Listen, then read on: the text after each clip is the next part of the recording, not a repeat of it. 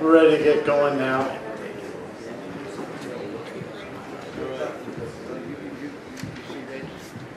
So, good evening.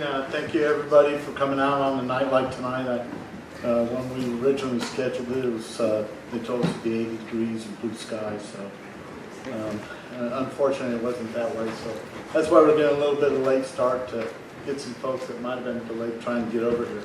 But anyways, I want to welcome everybody to the draft EIR scoping meeting for the Trinity County Cannabis program that we have going on.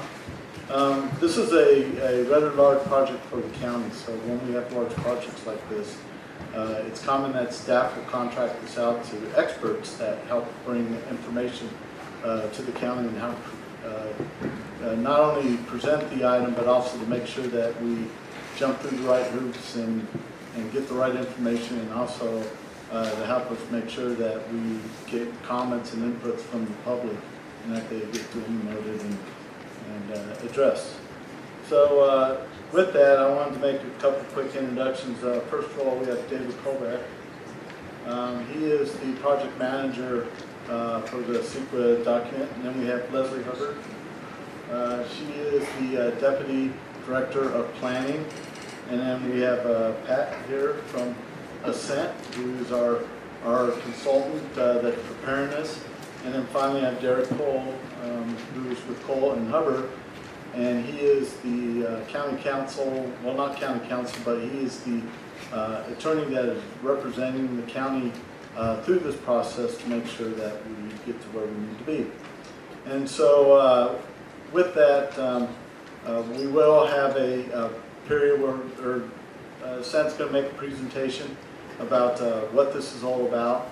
And then we're going to have a period where we will answer any questions that we have written. And then at the very end, we'll have a period of where you come up with the microphone, or we'll come to you with the microphone, and you can ask questions. We do want written questions first so that we can have a chance to make sure that we get the questions answered. But we also wanted to provide a period if there was questions that weren't. One thing I want to make sure that everybody understands is that this is strictly about the cannabis program for the environmental document. It's not about if you like the program or not. It's really about what do we need to be aware of and what do we need to analyze from this point out. And so our consultant's going to get into that, and with that I'll kind of turn it over to him and we can get this going. All right. Good evening, everybody. Again, my name is Derek Cole. I'm the legal counsel that's going to be guiding the county through this EIR process. So you're especially lucky tonight because you got to start this presentation off with an engineer, and then you get a lawyer. So we really planned that for you.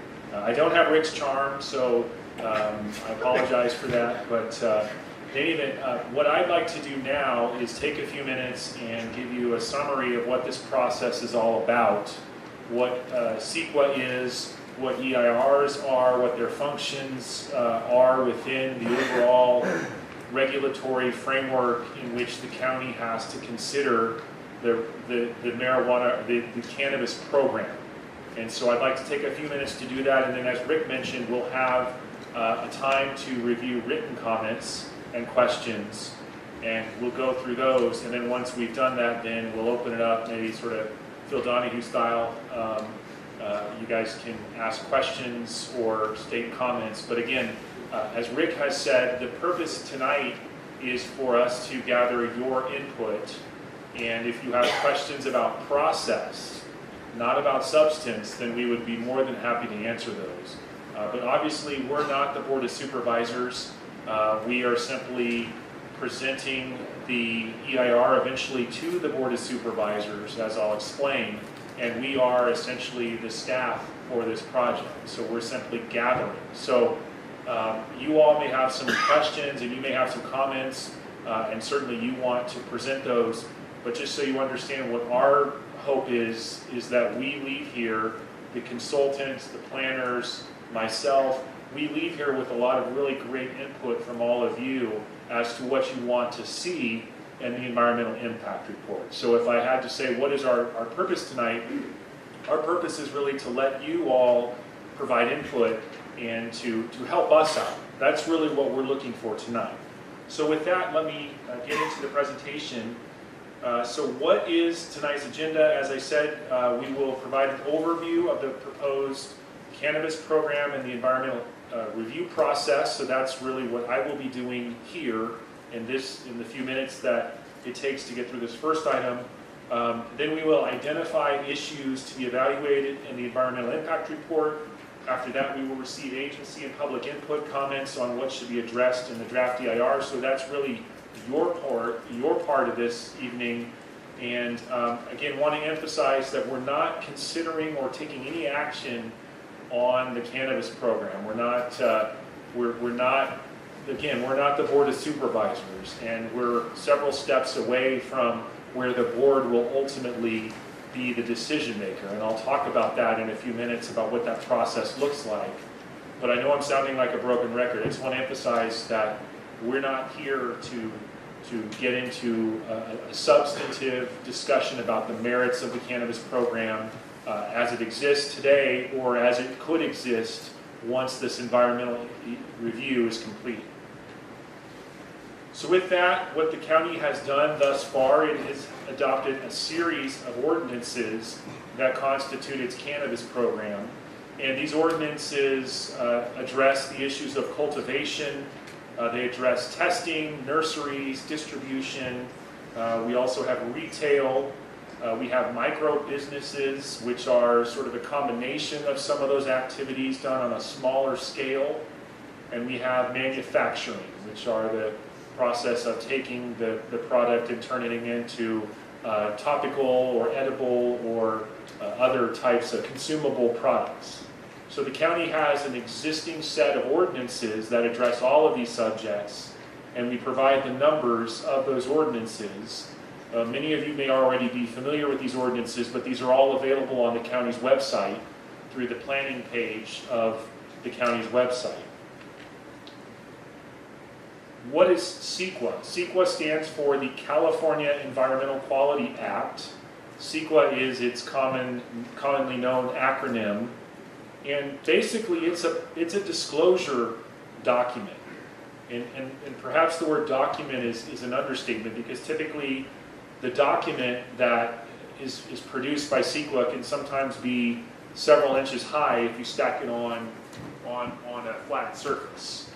So it's really more than a document. It's rather a report often that addresses a whole series of information about the environmental impacts associated with any type of project or a discretionary project that a public agency takes on. And public participation is essential. The legislature has made very, very clear that the public input is one of the most critical functions of CEQA. There really are two critical functions of CEQA. One is to tell the decision makers, in this case the Board of Supervisors, the impacts and the environmental consequences of the action they're taking.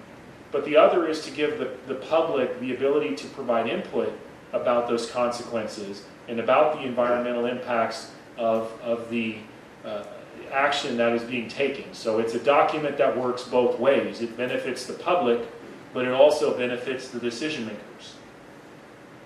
One of the major functions of an environmental impact report is to avoid or mitigate significant impacts. And the way I would analogize significance is a concept that is very important in CEQA, but basically if you imagine this flat surface as what we call the baseline, which is the existing setting before the project, you have to get up to, let's say, where my hand is. This is a rough approximation. That's what we call the level or the threshold of significance. And what the environmental document does is it looks at any variety of impacts, and we'll talk about what those are in a moment, but impacts to water bodies, impacts to vegetation, impacts to species, and it says, does that impact rise above the level of significance? And if it rises above the level of significance, what CEQA requires the agency to do is reduce the impact to that level of significance or below. And so the idea is that at the end of the day, when the project is approved, if it is approved, the impacts have all been reduced to a level below significance, unless there are certain findings that are made, which the agency can do, that we call those overriding impacts statements, which is that there are certain reasons why we have to allow certain impacts to continue to be above the level of significance.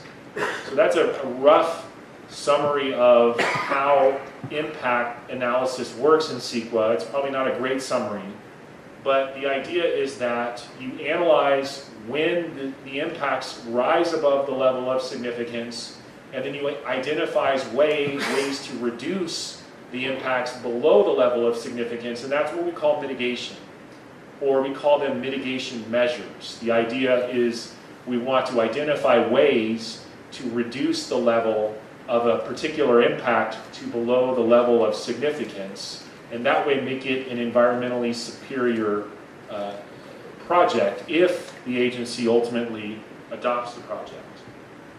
So an EIR is an informational document. It discloses the effects, as I talked about. It identifies the mitigation measures, and it describes, another thing it describes are alternatives.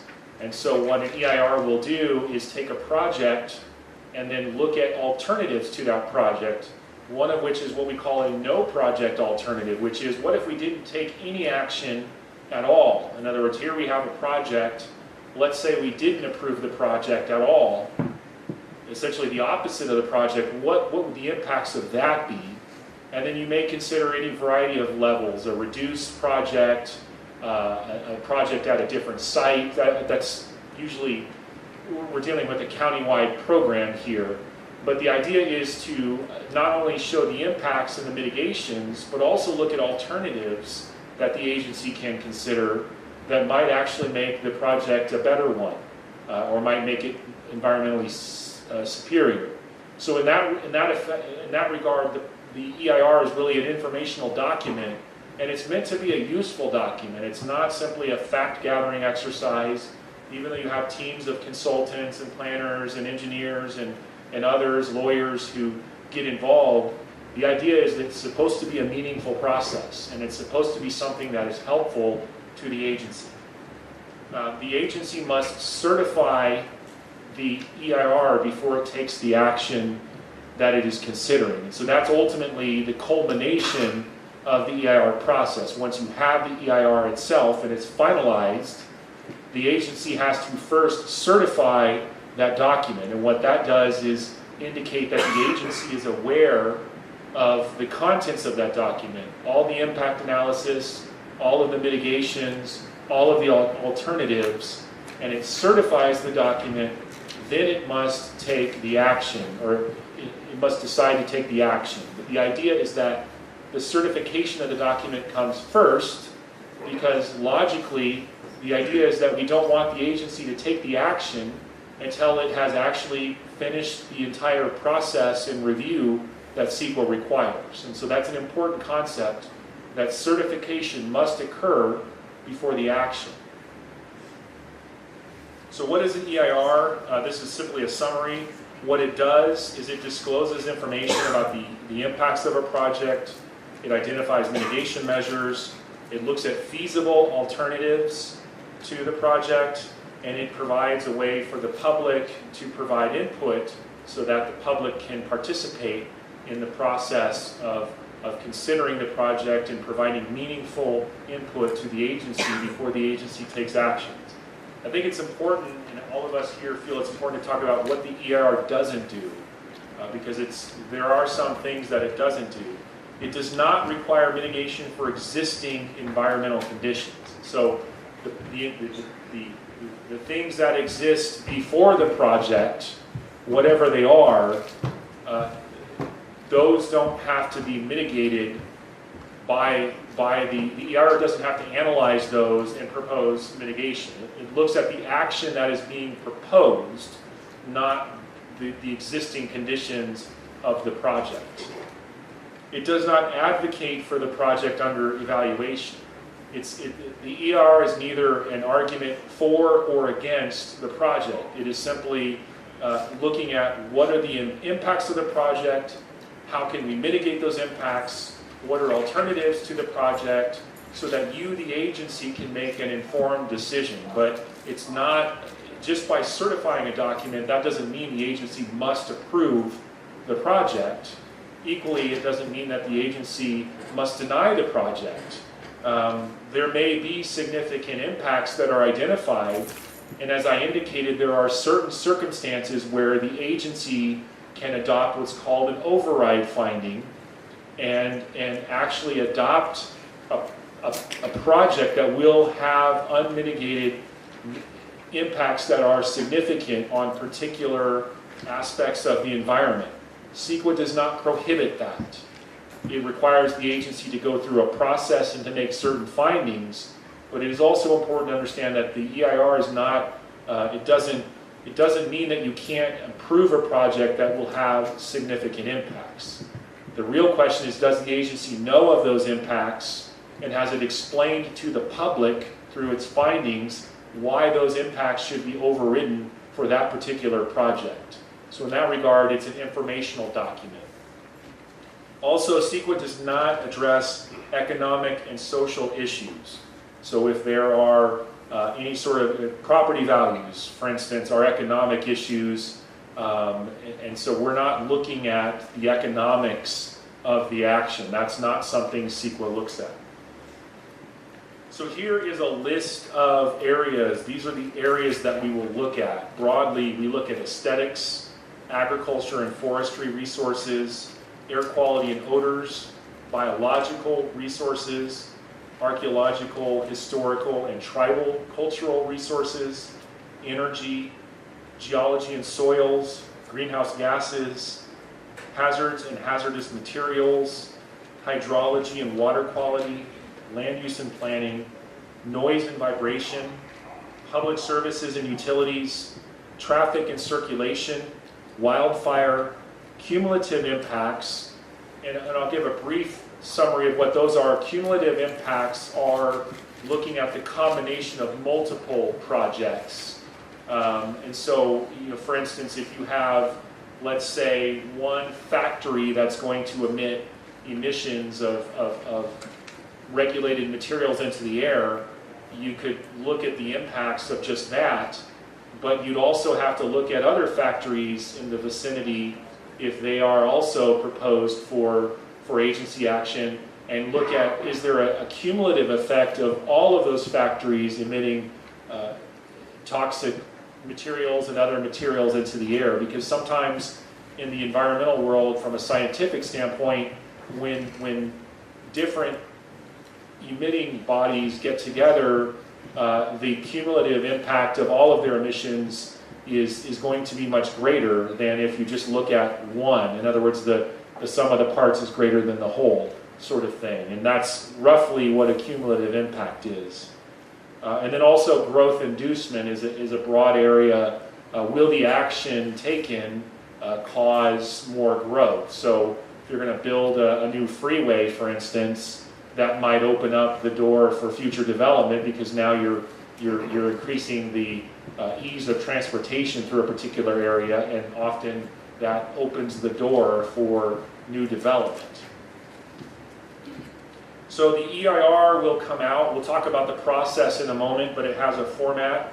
It has an executive summary, which is really from a layman's standpoint something probably all of you will want to read first, because it does a very good job of summarizing the impacts and the measures and the alternatives that can be taken to mitigate the impacts of the project in a succinct but yet thorough enough way to give the average reader an understanding of the project. Then there's a project description, and that defines the action that is being taken. And then there are discussion of environmental impacts and mitigation measures. And so that slide that we just looked at, all of those different areas that we just mentioned, those will go under this broad environmental impacts and mitigation measures section. Then again, we look at the cumulative impacts, which, as I mentioned, is a unique concept in CEQA, and then alternatives. So this is where we analyze project alternatives that, again, could include a no project alternative, which is what if we don't take the action at all, and then anything between the existing project and the no project, a reduced project or an environmentally superior project. There are other sections required by statute, and those are very technical. Report preparation is just a summary of all the people who are involved in the project. And then appendices. Appendices are usually quite voluminous for an environmental impact report. And in fact, if you stack the environmental impact report on a surface, the environmental impact report may be about an inch. The appendices could be several inches. These are technical documents prepared by any number of consultants, biologists, hydrologists, geologists, hydrogeologists, engineers, any number of people who will look from a purely scientific standpoint at their respective fields at a particular subject, whether in some cases whether there are wetlands that are affected. That requires a whole type of analysis, a very unique analysis performed by a certain type of consultant that would generate a sometimes very thick report. And that would just address one aspect of the overall environmental impacts of the project. So the appendices can be very large in a particular EIR. So what is the review process? Roughly speaking, it breaks up into four components. The first is where we're at today. We have a notice of preparation, which is a document that has been published already and was available at the check-in area as you came in.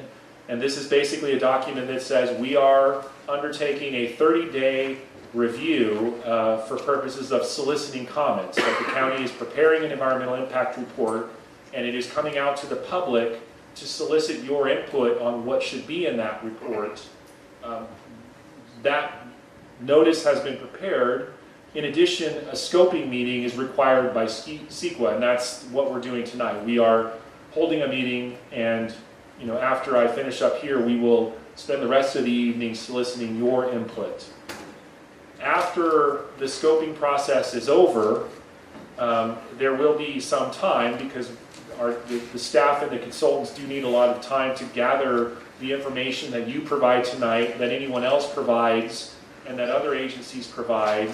Eventually a draft EIR will be prepared. So this is a draft of the environmental document that we just talked about in that format. That will basically be made available for a 45-day public review, and the public will be invited to comment on that document. And that will be circulated broadly for all of you and anyone else to review and to provide comments on. After that circulation period is over, then what the agency does through its staff and consultants is respond to every one of those comments. So if you're here and you are following this process, once we've done the draft EIR, if you write comments and you send those to us, we have to respond to those comments if they're done in time, within that 45-day period. And we have to go line by line and respond to every point you make. If you have a question, we have to respond to it. If you have a comment, we will respond to it. And so that really is a great opportunity for you and anyone else to provide comments to us about what you want to see in this document. It's why all of us, we greatly encourage you to submit comments within that 45-day period, because it really does make the product better. I'm sorry, I'll skip back. Once the final EIR is prepared, the final EIR is really just the draft EIR and the responses to the comments that I mentioned. That then gets presented to the Board of Supervisors, which will make the final decision. And as I said, they have to certify the document first, and then they can take the final action on readopting the ordinances, either as they exist or as may be amended based on the environmental review. So as far as comments, we will solicit your comments tonight. We have the written comments, which we will read here and respond to. and then we will take your comments from, again, the Donahue style comments. We have 2 microphones, and we'll come up and down the stairs, and we'll bring the microphone to you if you just raise your hands, and we'll do that in order. But on this slide is a way for you, if you leave here tonight and you have further comments, please email those to David Colbeck, and David's email address is provided here. I note that January 21st is actually a federal and state holiday that the county is observing. That is the Martin Luther King holiday, and so we are extending the deadline to the next day. So Tuesday the 22nd is the last day to submit your comments, but in reality that is a soft deadline. That is the preferred deadline, but if people submit comments to our staff afterwards, we will still review those and still incorporate those into our review. So we certainly encourage you, though, to get the comments by the 22nd, because that will help us the most. And so as far as the schedule, where we are today is we have circulated the notice of preparation in December. We are having the meeting tonight. The review period ends on the 22nd. So again, a correction from what's on the slide. We anticipate sometime in the spring, the draft EIR will be made available for all of you, and that 45-day review will begin. And then the final EIR will be available sometime in the summer of this year, and will be presented to the Board of Supervisors for certification. Just a last slide here, and then we'll get to the questions. We just want to make clear what the EIR will not do, because sometimes it's helpful to understand not only what something will do, but what it won't do. One of the things is that the purpose of the EIR is to analyze the impacts of the county's cannabis program, which is that collective set of ordinances we talked about earlier, to propose mitigations to that program and to look at alternatives. This is what we call a programmatic document. On the slide I have programmatic in air quotes, and the reason we do that is because that is a term of art in CEQA. CEQA encourages the use of programmatic documents. It looks at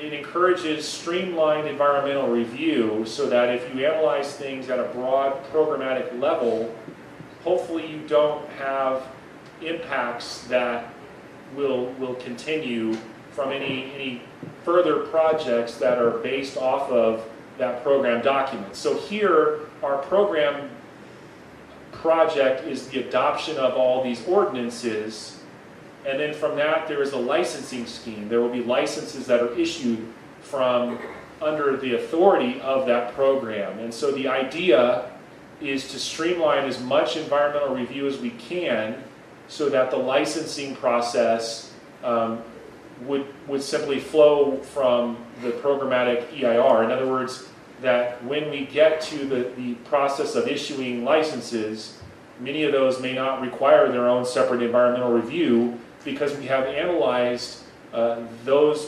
projects in the program document. That is something that CEQA encourages, and that is something we are trying to accomplish with this draft, or this environmental impact report. That said, there are times where a project may not be able to fully rely on the program document. And so in that regard, it may need to tier off of that document and may require its own analysis. It may require its own environmental impact report, or it may require what we call a negative declaration, which is a document that is much lesser than an environmental impact report, that says generally that the program or the approval won't have significant environmental impacts, especially if there are certain mitigations that are proposed. So the idea is that we can justify the licensing program and most of the licensing approvals through this program document, but there may be situations after the program is implemented where site-specific EIRs or negative declarations are required. And I'm speaking broadly in the abstract, because at this point we haven't started the analysis, and so I can't be more concrete than that. But we also know that the state cannabis agencies that are issuing the licenses, they require their own review, and they may require site-specific review as part of their own licensing programs as well. And so the hope is that the county's document can facilitate the review that the state will need, but again, the caveat is the state may require more, and the state may require individual applicants for state licenses to go above and beyond what the county requires through its licensing program, and it may be that the state feels additional environmental review is required. And I think for those of you who are contemplating getting state licenses, we want you to know that, because you can't automatically assume that our environmental impact report is going to give you everything you need when you go to the state for your license. And I can't speak any further than that, because at this point I'm speaking in generalities, but it may be that the state, before it issues its license, will want you to analyze certain impacts that are not addressed at the programmatic level in this EIR that we'll be considering.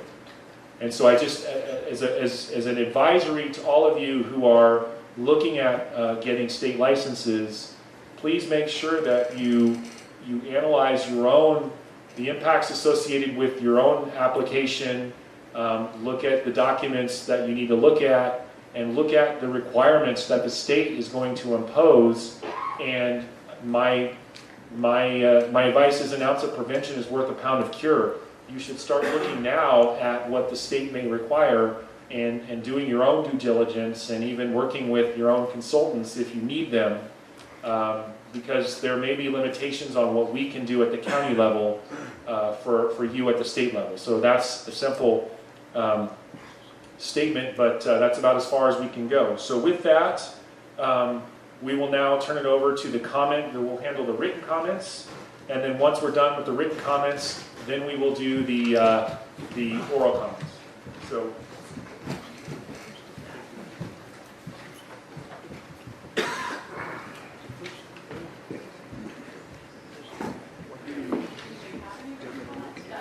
Oh, okay, if you have a written comment, can you hold them up and we'll come collect them?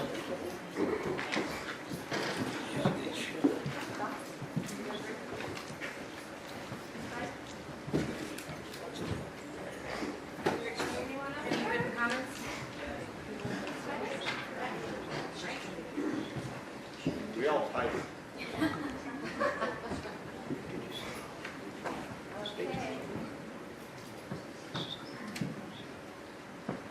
So I have two comments that I've been provided. So I will read those, and then we will respond, and then it looks like we have another one coming. So once we're done with that, then we will open it up, and so let me go through the comments.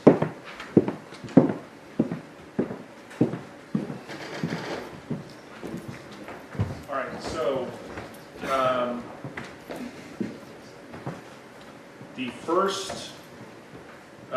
the first comment, there's another series of questions. Will you consider traffic impacts on private roads? Why or why not? At this point, we will look at all impacts, and we have a chart that we have to go through that will require us. We can't really give you an answer as to whether we will, how we're going to handle any particular impacts. And so, if you're the person that gave us this comment, my suggestion would be that you send an email to Dave Colbeck and provide more information about what type of impacts and how those impacts are created by the cannabis program, and that will help us look at that impact. We certainly can't give you a binding answer today, but if you have, or if any of you have similar positions and you weren't the one who submitted this comment, let us know about that, and we will look at that and analyze whether the particular threshold of significance for traffic and circulation is exceeded by this program, and that's how we would look at that. Does the EIR cover all the ordinance or just cultivation? It covers all the ordinances, so the entire cannabis program that has been adopted to date, dealing with everything including manufacturing, testing, and micro businesses, retail. So it looks at everything. What time period will be used for the baseline? That's something we are analyzing at this point. So we're not here to provide answers on substance, but that is, but there is some those of us in the legal world know there's very clear case law on baseline, and I am in the process of advising our staff about that at this time.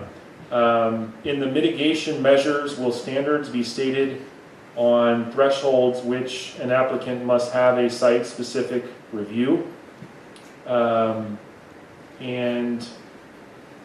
really, that may be something that we do address. It really depends on the particular impact that we study, the particular area of impact, and what the mitigation measures propose.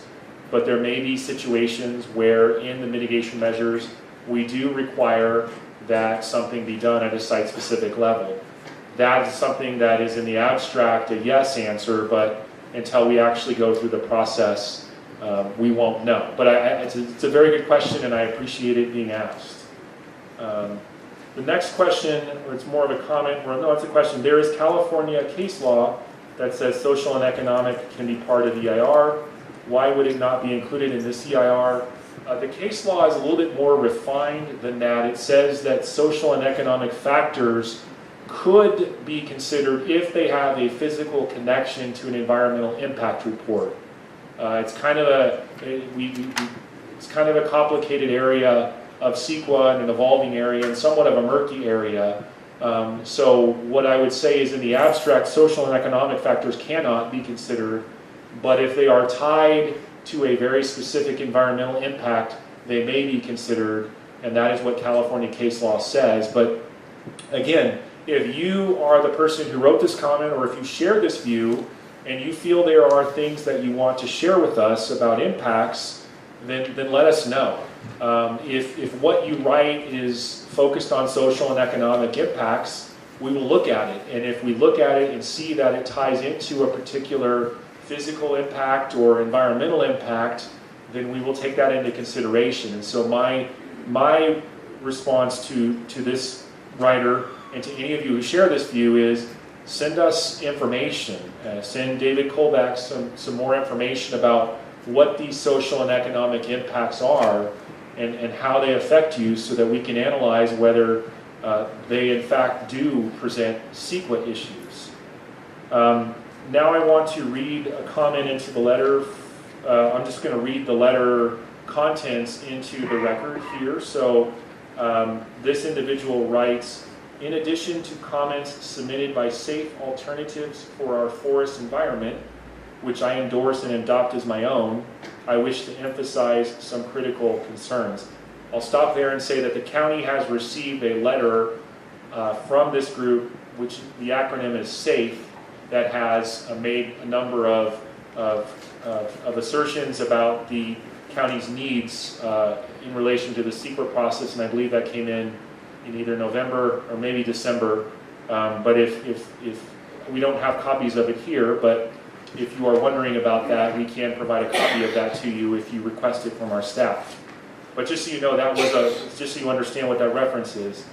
The environmental impact report should not be focused on the existing licensing program, but focused instead on the cannabis growing throughout this county on both private and public lands and on the resulting environmental impacts. Only then will the EIR inform and support the county's program. A baseline for analysis should not be current conditions, but should be conditions that existed prior to the, quote, green rush, unquote, of 2006 to 2008. Trinity County was the most unpolluted environment left in California, but the last decade has seen large quantities of dangerous chemicals used to grow cannabis enter the county, contaminating water and wildlife. Much of Trinity County suffers from water shortages, so an assessment of water availability needs to be done, sub-watershed by sub-watershed. If the county has capped the number of licenses to 530, how will continuing impacts from unlicensed grows on private land be controlled? The county's lax enforcement of unlicensed growers has contributed significantly to environmental problems and is expected to continue with resulting negative impacts. Please make the EIR a credible and useful document with a thorough analysis of issues. As far as a response to this, I would say that very last sentence is the goal. It is the county's intent to have an EIR that is a credible and useful document with a thorough analysis of the issues. But as far as the issue, the text of this letter that preceded that sentence, what I would say is that that is a decision for the Board of Supervisors to make. And just to reiterate, our role as staff or legal counsel or consultants is to give this document that has a credible and useful and thorough analysis of the issues as this writer requests.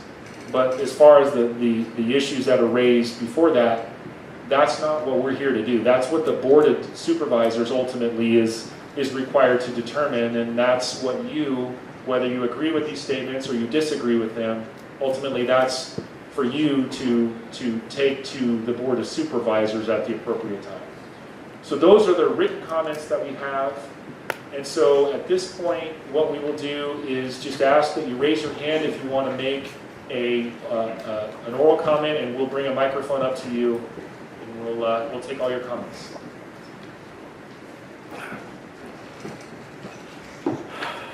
Hi, good evening again. Pat Angel, Ascent Environmental. One thing, and all of Derek's comments are true because he's an attorney. But one thing I want to emphasize, because there was kind of an emphasis, some discussion about social and economic effects. The important thing to remember is we're talking about the environmental review process. It doesn't mean that social and economic effects are not something you should not bring up to the Planning Commission or the Board of Supervisors when this is heard. You certainly should, and certainly those are concerns that should be expressed to them about the larger decision. It's just not part of the California Environmental Quality Act, issues that are purely economic or social. So I just wanted to make that clarification. Thank you. Are you ready? Go ahead. Oh, Sorry, go ahead. testing 1, 2. Testing 1, 2. How's that? Is the green light on? And just so we know, we are... Now we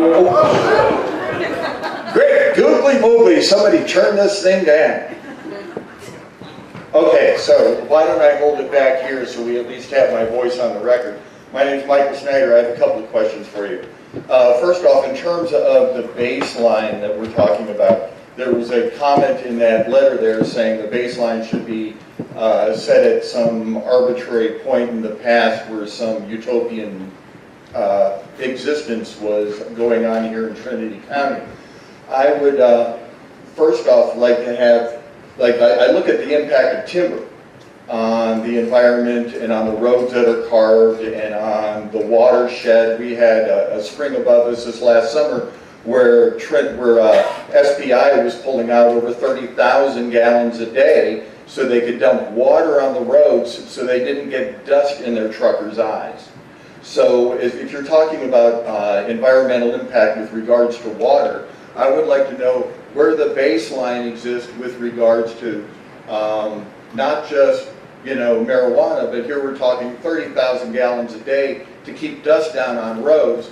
And when we look down in Sacramento, we have Congressman LaMaffa flooding well over 100,000 acres of California desert so he can grow rice. So, this baseline needs to actually have some basis in reality, not in political considerations.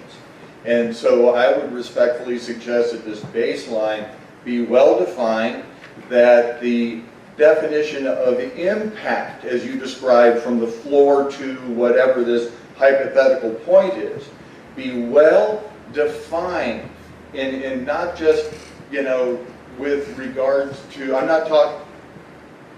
not just with regards to, some empirical point in the past, but, you have to, and whoever made that comment is absolutely valid. You need to have a spot to start. In electronics, we look at the zero crossing point, and where that sine wave crosses, that's where we start everything. Legally, it's a little murkier than that.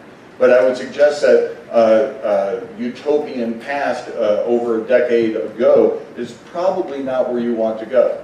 And I would suggest also that in appropriateness, that which is attributed to cannabis in an impact needs to be fairly measured against the other industries that also impact this forest. And the other thing that I see as problematic is that in that discussion there in that letter, there was no separation between legal growers and illegal growers. I don't think you're going to find anybody in this room standing up and going, you know, that Mexican cartel guy up there in the forest, he rocks and he should keep on doing what he's doing. I don't think you're going to find that here. But what you are going to find are people who are sitting there going, you know what, this is possibly the economic future of an otherwise economically depressed county. And this is our chance, our one chance for our next generation and our 20-somethings and our 30-somethings to get a financial foothold and move forward. Now, I know this isn't addressed in the environmental impact per se, but you know, as we look at the impacts of logging, the impacts of fishing, the other things that go on in this county, we need to intelligently look at them also in terms of their environmental and economic impact. So I would just ask that as you proceed in this process, you don't look at it with what I would call tunnel vision, and that you proceed with a much wider lens on your camera and take a look at all the environmental impacts that go on in this county and weigh the marijuana's impact or the cannabis impact against bulldozers blasting through the forest to haul out logs. Thank you. Thank you, and we appreciate your comments. They are duly noted. Anybody else? We have one down here.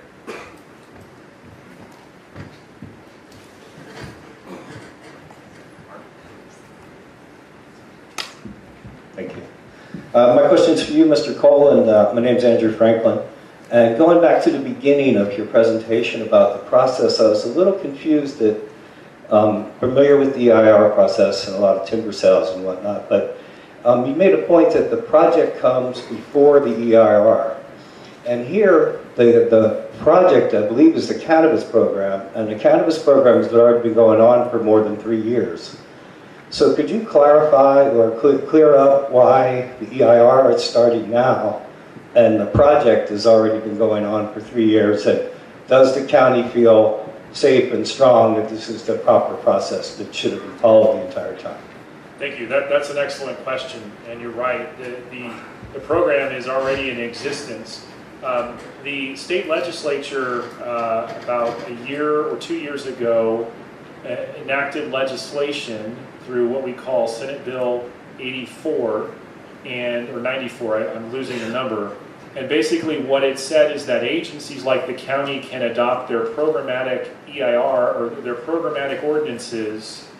It essentially gave them the ability to adopt those ordinances without having to do CEQA review, as long as they did their CEQA review by this year, basically.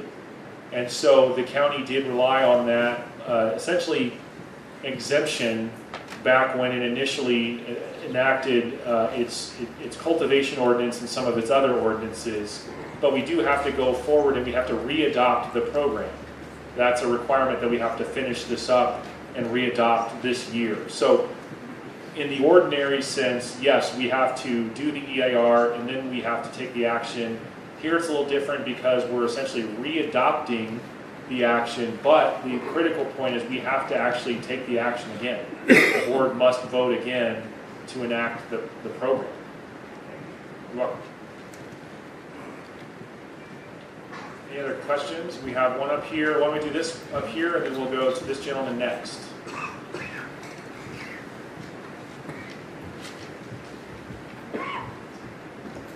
Hi, my name is Deidre Brower. Following up on that, since the county must re-adopt the program, is that triggered by the date that they were given to complete the EIR? It was triggered by the legislation that I mentioned. Yes, so we have to do that by this year. By July? By July 1st.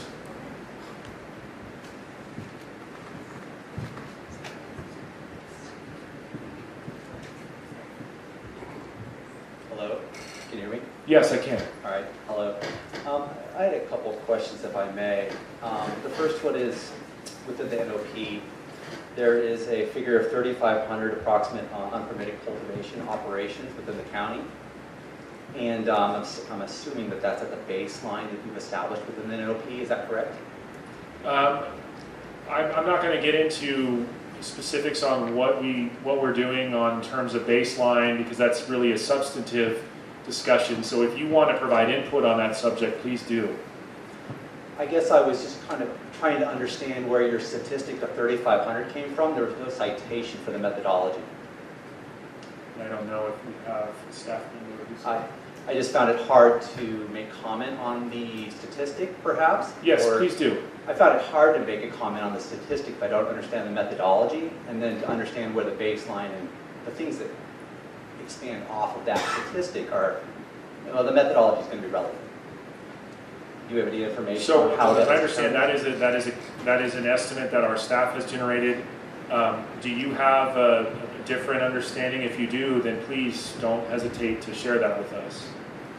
Well, I don't personally have a different understanding necessarily. I think a lot of it's anecdotal, and it's very hard to establish a baseline for this particular activity. And I know that we can do that with satellite and aerial imaging and other sorts of information, and I was just curious how the county developed that statistic, because it was cited without any reference. And we will note that comment. I don't know off the top of my head, but we will note that comment, and I think that would behoove us to provide more information about how that statistic was derived and included. Okay. And if I may, on the baseline question, obviously it's a work in progress, but I believe the baseline established so far in the NOP is August 30th of 2016. And is that correct? Do you know? Again, I don't want to get into a specific discussion of what we're doing for baseline and other things. So, I mean, if you have a particular suggestion or comment or view, then please share that with us.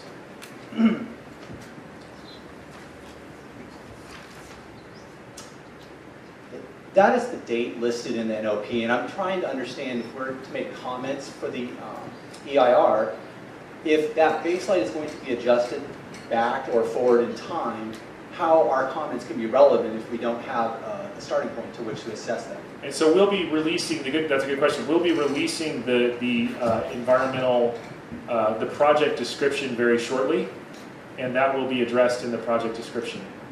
Will we have the product description before our comments are required to be submitted to the scoping? And again, what I would suggest is tell me what your position is. If you disagree with, I mean, if you have a particular view on when we should start the clock running, because we've heard a couple of different comments on that, share that with us. If you have a view about whether we've overcounted or undercounted the number of illegal grows, share that with us. I mean, this is really an information gathering for you to provide us your information, and if you provide information that makes us believe that some of the information is inaccurate or should be updated, then we would love to do that. So I mean, that's really the purpose, is to solicit that information from you and the public.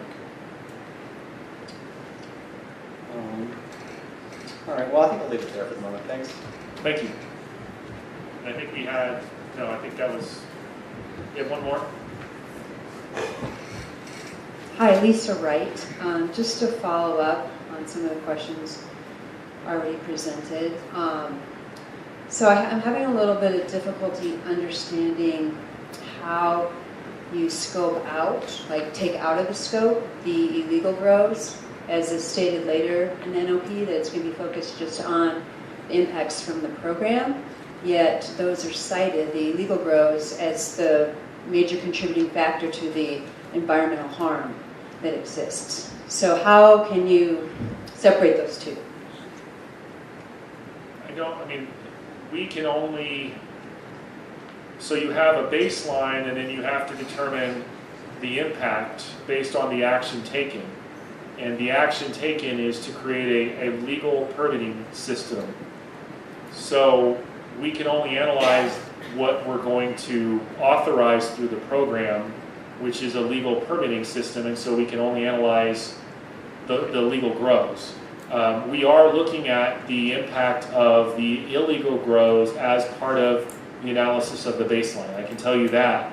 And certainly we don't discount the illegal grows and the impacts that have existed well before the county even started down the road of developing a cannabis program. So again, I don't want to tell you what our ironclad decisions are, because we want to hear your comments and solicit your input on these things, so that if we hear things that are helpful, we can incorporate those into what we do. Thank you. Just to follow up, so our ordinance as well is kind of inextricably links illegal grows with the legal grows within the program, because the fees from the program fund enforcement, and it has been stated by county officials that more than half of the program fees are going towards enforcement of illegal grows. So that would be my comment on why it's important, I think, that we also consider that in our overall economic impact analysis. In addition, people in the program, we face such stringent requirements by several regulatory bodies of the state, the Water Board, Fish and Wildlife. In order to even be in the program, we have to mitigate for almost every potential environmental impact. So I would hope that that would be taken into account as well. Yes, I mean, we will look at the overall regulatory environment and what people have to do with the environmental agencies, with the state agencies. That's all something that's looked at. But thank you. Those are helpful comments, and we appreciate that. Do we have any other comments? Anybody want to raise your hand? Anybody else want to say anything? This gentleman down here, if we can give him a microphone.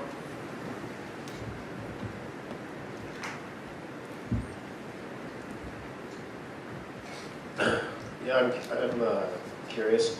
Can the effects of the program be viewed as restorative if they are mitigating the effects of illegal grows, with the proceeds from the permitting fees of the program going toward enforcement of illegal grows? It sure seems to most folks that have feet on the ground out here in Trinity that the opening up a path forward for permitting and enforcing those permittees to abide by all the conditions with all the other agencies and our local ordinance does mitigate much of the threats associated with the illegal grows. And maybe you could speak a little bit. I understand restorative projects can be CEQA exempt or something like that. Could you speak to that?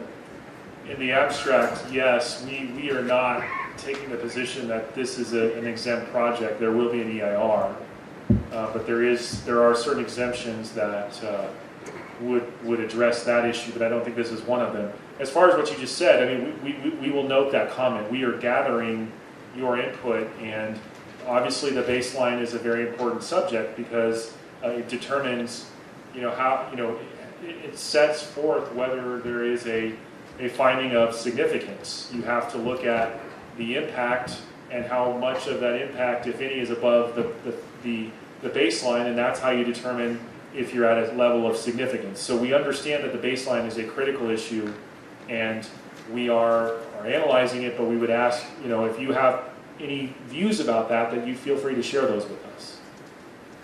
So I think a gentleman up there had some more comments. I'll try to keep from deafening everybody this time. In line with that particular point, and what the gentleman down there said, I believe that bringing these illegal grows into the umbrella of the legal system could significantly mitigate their impact. And I'm not talking about people, if you're out there, somebody's out there on public land stealing from a stream and using stuff that they shouldn't be using to start with, that's one thing.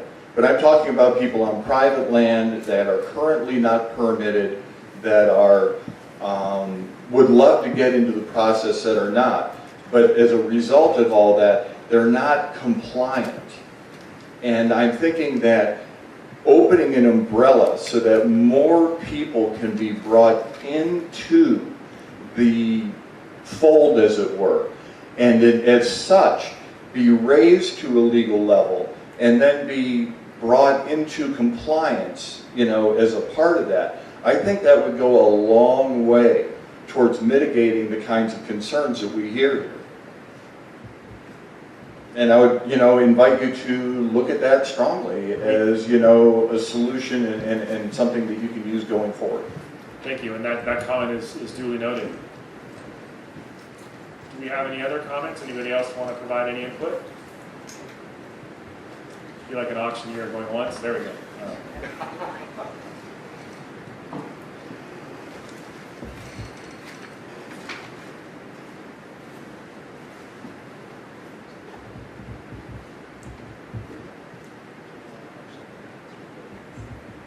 He's going to pass on this right now. Okay.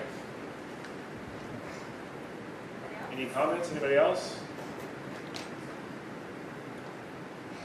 Okay, so as I said, you can continue providing comments after tonight, and we encourage you to do so. So if you heard something today and you're driving home tonight or tomorrow, you think, I wish I would have asked this, or I wish I would have said this, please send that to David Colbeck. We have these forms here. We can provide the email address to you. In fact, I'll just read it to you. It's dcolbeck, so DCOLBECK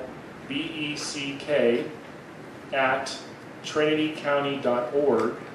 And David will take your comments and provide those to the team that is working on the EIR. So I really do encourage you all to provide that. And even if it's after the 22nd, which is technically the soft deadline, please don't hesitate to provide more. I think there may be some folks who watch this after tonight. We're taking the video, and so I would encourage all of you who are watching this later than tonight on video to submit questions or comments to the email address I provided, even if it's after the 22nd, even if you're not watching this until later this month or even February, you can always provide comments. This is intended to be a public process, and we are doing everything we can to make it a very robust and thorough public process. So with that, I thank you all. Oh, we got one more question. I do have one more question. Sure. This is an awesome opportunity to get some of your access. Sure. Another question, it's really kind of a follow-up, but it's an awesome opportunity to get your expertise in the room.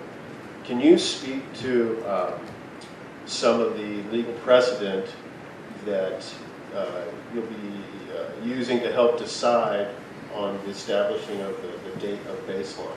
You said that there's some precedent out there that you'll be using, as you're thinking about that. Can you share some of that with us, please? What I can tell you is I don't know the names of the cases, but I've reviewed those, and I've looked at the treatises that those of us who practice in this field use, and I use the Continuing Education of the Bar Orange Treatise, if any of you actually know what I'm talking about. And there are cases, and I've reviewed the cases. I don't know the names off the top of my head, but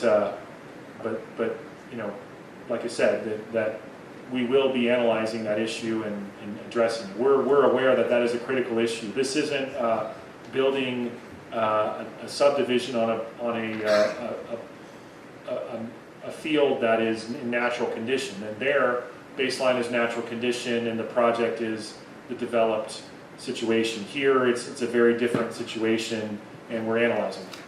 But I don't know the case names off the top of my head. The case names aren't important, but can you talk maybe kind of some rules of thumb that are used in the industry to establish baseline? I don't really want to, that's really not the purpose of tonight. Tonight, the purpose is for you to provide input, and that analysis will be done, and that analysis will be addressed and open for all to review and to comment on, either in favor or critically. But tonight, we want to take your input.